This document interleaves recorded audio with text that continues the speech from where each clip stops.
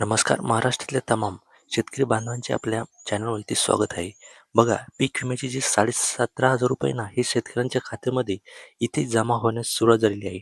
परंतु यामध्ये जे पात्र शेतकरी आहे कोणते असणार आहे, त्यानंतर इथे जे आहे ना, हे पैसे कधी आणि कसे मिळणार, तुमची पात्रता कशी तपासायची, हे सगळं जे आहे ना, हे आपण आजच्या व्हिडिओच्या माध्यमातून इथे बघणार. तरी व्हिडिओ शेवटपर्यंत नक्की बघा. चॅनलवर जर नवीन असाल तर आत्ता सबस्क्राईब करून घ्या. बघा, पीक विम्याचे ₹17,500 शेतकऱ्यांच्या खात्यात जमा होणार. जाणून घ्या पात्रता आणि वितरणाचे निर्देश. बघा, महाराष्ट्र राज्यातील शेतकऱ्यांसाठी पीक विम्याच्या बाबतीत एक अत्यंत महत्त्वाची बातमी समोर आलेली आहे. 8 जानेवारी 2026 रोजीच्या ताज्या अपडेटनुसार ज्या शेतकऱ्यांच्या पिकांची अतिवृष्टी किंवा कीड रोगामुळे नुकसान झाले होते, त्यांना आता हेक्टरी ₹17,500 मदत मिळण्याचा जो मार्ग आहे हा मोकळा झालेला आहे. राज्य सरकारने पीक विमा कंपन्यांना तातडीने नुकसानीचे पंचनामे पूर्ण करून निधी वितरित करण्याचे ते निर्देश दिलेले आहे. हा निधी प्रामुख्याने रब्बी हंगामातील पीक आणि खरीप हंगामातील प्रलंबित दाव्यांसाठी दिला जाणार आहे. अनेक जिल्ह्यांमध्ये पीक विमा कंपनीचा निधी वाटपाची तयारी पूर्ण केली असून लवकर शेतकऱ्यांच्या बँक खात्यात पैसे जमा होण्याची सुरुवात होणार आहे. आता ₹17,500 मदतीसाठी कोणते शेतकरी ते पात्र आहे ते बघा. बघा, ₹1 पीक विमा नोंदणी. ज्या शेतकऱ्यांनी चालू हंगामात केवळ ₹1 भरून पीक विम्याचा फॉर्म भरला होता, ते या मदतीसाठी पात्र आहे.